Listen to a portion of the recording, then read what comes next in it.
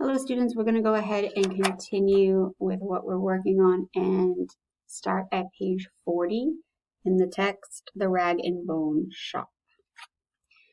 Alvin Dark said, "What do you have?" "A suspect," Braxton said. "What else?" "A senator who's driving me up a wall. Press and television asking questions I can't answer. A section of town up in arms that's going to be mad as hell if we don't come up with something." The district attorney didn't appear sympathetic as he sipped his coffee, but he did appear relaxed and at ease. Why not? He had managed to abandon headquarters for a few hours of sleep. "But you have a suspect," Doc said. Sarcastic, taunting, and a gut feeling. Braxton realized the statement probably sounded pathetic, but his gut feelings had paid off in the past. And Alvin Dark knew it. But Dark wasn't giving an inch. Gut feelings don't hold up before grand juries, he said, or in courtrooms. You know what we need. "Right," Braxton said, feeling like a schoolboy and resenting the hell out of the fact that Dark, 2 years younger, made him feel like a schoolboy. "Physical evidence." "Don't you have anything to link the suspect to the crime?" Dark asked. Then wryly, "Besides that gut feeling?" "Gut feelings have worked in the past. The evidence came later." "But can you afford to wait till later?" "What we really need is a confession," Braxton said tentatively. So he's kind of hesitant to say that. "From your suspect." Again, that touch of sarcasm. Time for the big move, Braxton thought, and here goes. "There's an interrogator by the name of Trent. Operates out of a small department up in Vermont. He has quite a reputation. They say he can get blood out of a stone." "His name sounds vaguely familiar," Dark said. "Tell me more." "He conducts seminars all over the place. Answers calls throughout the Northeast. He likes interesting cases. Challenges." "What makes you think he'll come here?" "Gibbons," Braxton said. "Gibbons is a law and order man. Influential. Chairman of important Senate committees. Someone to hitch your star to. I understand Trent is an ambitious man. I think we could use the senator as bait." So basically, using the senator as bait in means of, if you come and help us, we'll try to get the senator to help you as you want to move up in the ranks and gain more popularity, more money, things like that. Alvin Dark sipped his coffee, slowly, deliberately. "I don't like outsiders coming in," he said at last. "This man's uncanny," Braxton said, doing a sales job, part of a new breed of interrogators, trained to extract confessions. He never fails. Dark was silent, made a great show of finishing his coffee, dabbing his lips with a napkin. He swiveled his chair towards the window. "He's out there. The perp. Killer of a child. Whether he's your suspect or not.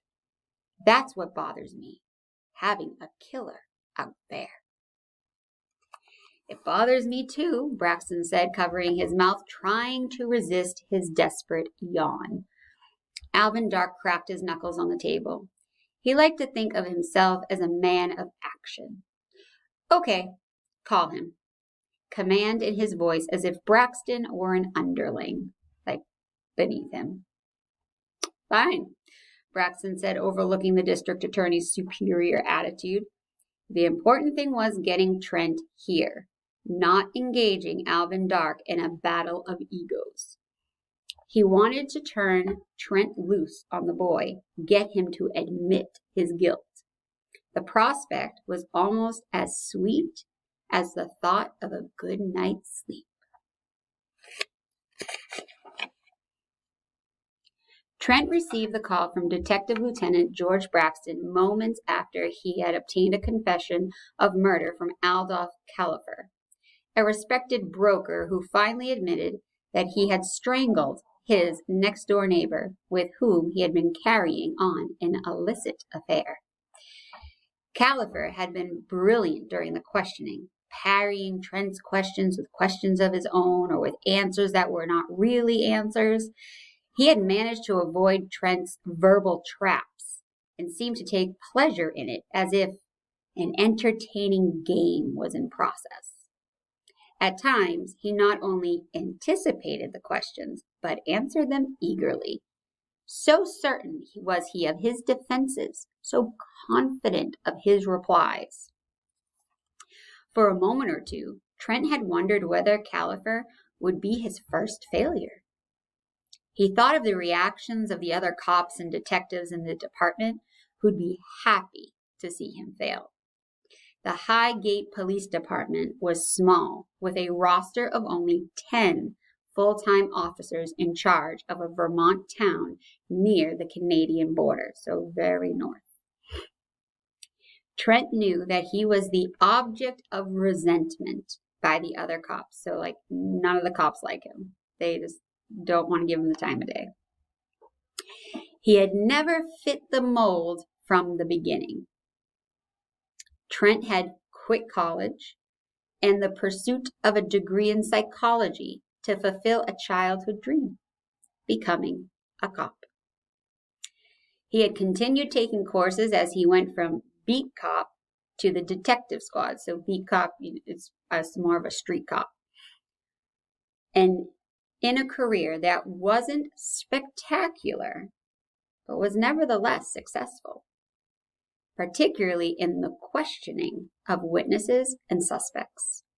The population of Highgate swelled during the winter skiing season, and Trent had made his mark when he obtained a confession to 4 gruesome murders by a serial killer.